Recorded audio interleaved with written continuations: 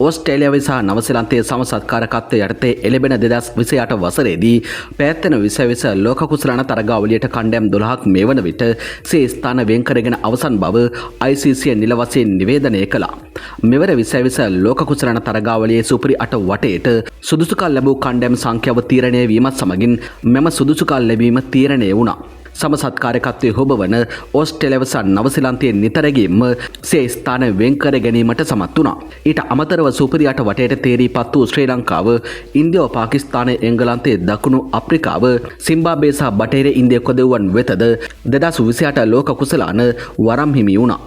එමෙම තවත් කණ්ඩායම් 3ක් ශ්‍රේණි ගත කිරීම වලින් තෝරා ගැනීමට නියමිතයි. එම අවස්ථාව මෙවර 2020 ලෝක කුසලාන තරගාවලිය අවසන් මහා තරගයේ පැවැත්වෙන දිනට පසු ශ්‍රේණි ගත කිරීමෙහි ඉදිරියේම සිටින කණ්ඩායම් 3ට හිමි වනු ඇති. ඒ අනුව බංග්ලාදේශය, ඇෆ්ගනිස්තානය සහ අයර්ලන්තයේ දැනටමත් ශ්‍රේණි ගත කිරීමෙහි පෙරමුණේ පසු වනවා. ලෝක කුසලාන තරගාවලිය පැවැත්වෙන කාලය තුලදී කිසිදු ජාත්‍යන්තර තරගාවලියක් නොමැති හේයින් ඔවුන්ගේ ස්ථානයට බලපෑමක් නැහැ. 2028 ලෝක කුසලාන තරගාවලියද කණ්ඩායම් 20කින් යුතුව පැවැත්වෙන අතර ඒ අනුව සෙසු කණ්ඩායම් 8 කලාපීය සුදුසුකම් ලබා ගැනීමේ තරගහරහ තෝරා ගැනීමට නියමිතයි. මේ අතර ප්‍රධාන පුහුණුකරු සනත් ජයසූරියගේ ඉල්ලීමට අනුව ශ්‍රී ලංකා ක්‍රිකට් ආයතනය විසින් ලසිත් මාලිංගහට පිරිනමා ඇති වේගපන්දු උපදේශක පුහුණුකාර ධූරයේ කාල සීමාව 2026 ලෝක කුසලානයේ අවසානයේ දක්වා දීර්ඝ කර තිබෙන බවට තොරතුරු වාර්තා වනවා. මෙම තීරණය මගින් ලසිත් මාලිංග ශ්‍රී ලංකා ජාතික කණ්ඩායමේ වේගපන්දු උපදේශක සහ පුහුණු කටයුතු වලට තව දුරටත් දායක වීමට හැකිවන අතර ඒ ශ්‍රී ලංකා ක්‍රිකට් ආයතනයේ තීරණයක් ලෙස ඊයේ නිල වශයෙන් නිවේදනය කළා. ලසිත් මාලිංග මීට පෙරද ජාතික කණ්ඩායමේ වේගපන්දු උපදේශක ලෙස කටයුතු කළා. ඔහුගේ අත්දැකීම් සහ දක්ෂතා තුළින් නව පරම්පරාවේ වේගපන්දු යවන්නන් වර්ධනය කිරීමට විශේෂ දායකත්වයක් ලැබෙනු ඇතැයි අපේක්ෂා කෙරේ. මේ අනුව මාලිංගගේ සේවා දිගුව පිළිබඳ සනත් ජයසූරියද අදහස් පළ කළා. එහිදී ඔහු සඳහන් කළේ තමාගේ ආරාධනාවකට අනුව මාලිංග සුපිරි 8 වටේ අවසන් වන තෙක් සිටින බවයි. ලසිත් මාලිංග IPL තරගාවලිය ක්‍රීඩකයන්ගේ පුහුණුවීම සඳහා මේ වන විට ඉන්දියාවේ සිටිය යුතු බවත්, කෙසේ වෙතත් තමාට මේ මොහොතේ ශ්‍රී ලංකා කණ්ඩායම වෙනුවෙන් සේවය ලබා දිය යුතු බව සිය IPL කණ්ඩායම වෙත දැනුම් දී ඇති බවත් සනත් ජයසූරිය ප්‍රකාශ කළා. ලසිත් මාලිංග දෙවන වටේ සඳහා ඉන්නවා. මං ඇත්තෙම ඔහුට ආරාධනා කරාම ඔහු ඒකට එකග වුණා. ඒකට ඔහුට ස්තුති කරන්න ඕන. මොකද ඔහුගේ IPL කොන්ත්‍රාත්තුවක් එක්ක ඔහු මේ වෙලාවේ ඉන්දියාවේ ඉන්න ඕනේ ක්‍රීඩකයන්ගේ පුහුණුවීම ආරම්භ වන නිසා. නමුත් එයා ඊමේල් එකක් මගින් දන්වලා තියෙනවා. මට ලංකාව සමගින් මේ වෙලාවේ ඉන්න ඕන ඒ නිසා ඔයාලා ඒ ගැන හිතන්න කියලා. සනත් ජයසූරිය මෙරට ප්‍රසිද්ධ මාධ්‍යයක් වෙත අදහස් පළ කළා. ලසිත් මාලිංග ලෝක කුසලානයේ වෙනුවෙන් තරග කිහිපයක් සඳහා පමණක් එක්වීමට මුලින්ම තීරණය කළ අතර නමුත් එහිදීද සනත් ජයසූරියගේ ඉල්ලීම මත සම්පූර්ණ මූලික වටේටම ශ්‍රී ලංකා කණ්ඩායම වෙත සිය සේවය ලබා දීමට තීරණය කළා. මේ අතර සිම්බාබ්වේ කණ්ඩායම වෙනුවෙන් දිරිගැන්වීමට මෙරටට පැමිණි එරට ප්‍රේක්ෂකයන් පිරිසක් පිළිබඳ අනුවේදනීය පුවතක් වාර්තා වනවා. ඒ අනුව එම කතාව දිගහැරෙන්නේ මෙසේ.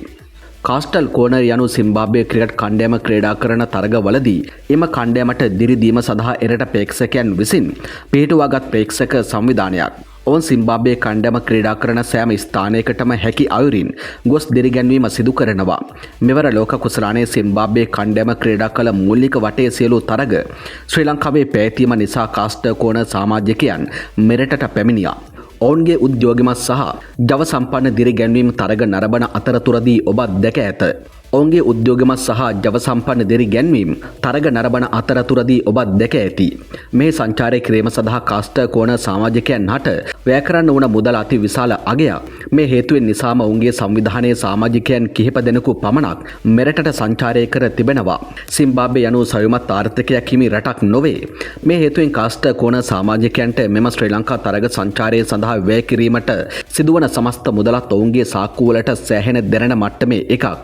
වාර්තා වන පරිදි උන්ට මෙය සඳහා ඔවුන්ගේ වාර්ෂික ආදායමට අසන්න ප්‍රමාණයේ විශාල මුදලක් වැය වෙලා තිබෙන බවයි. තත්ත්වය එසේ තිබියදීත් මෙම සංචාරයේ තුලදී ඔවුන් වේදම් කළ සෑම සතයකටම ලොකු වටිනාකමක් හිමි වුණ බව ඔවුන් පවසනවා. එයට හේතුව වන්නේ තරගාවලියේ මූලික අදියරේදී සිම්බාබ්වේ කණ්ඩායම ප්‍රදර්ශනය කළ ඉහළ මට්ටමේ දක්ෂතා නිසායි.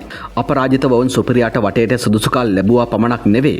ප්‍රබල ඕස්ට්‍රේලියා කණ්ඩායමත් සත්කාරක ශ්‍රී ලංකා කණ්ඩායමත් පරාජය කරන්න ඔවුන් සමත් පත් වුණා. ඉතින් ඔවුන් මේ සංචාරයේ සම්පූර්ණයෙන්ම විද තිබෙනවා. කෙසේ නමුත් කාස්ට කෝන සමාජිකයන් පවසන්නේ සිම්බාබ්වේ කණ්ඩෑම තරග වදින සුපිරි අටවටේ තරග නැරඹීමට යාම සඳහා තමන්ට හැකියාවක් නොමැති බවයි. මොකද ඔවුන් ක්‍රීඩා කරන මීළඟ තරග පවත්වන්නේ ඉන්දියාවේ සත්කාරකත්වයේ යටතේ. ඉතින් ඉන්දියාවට සංචාරය කරන්න තරම් ඔවුන්ට මුදලක් නොමැති බවයි පවසා තිබුණේ. සිම්බාබ්වේ කණ්ඩෑමනුත් ඔවුන්ගේ මෙම කැපකිරීම වෙනුවෙන් ඉහළ වටිනාකමක් ලැබීම ගැන සතුටුයි. පැයන් පෑ අලුත් එන දෙස් විදෙස් ක්‍රිකට් පිටියේ අලුත්ම ක්‍රිකට් තොරතුරු ඉදිරියටත් දැන ගැනීමට නම් ක්‍රිකට් ලෝකයා YouTube නාලිකාව සබස්ක්‍රයිබ් කර බෙල් සලකුණ ක්ලික් කරන්න.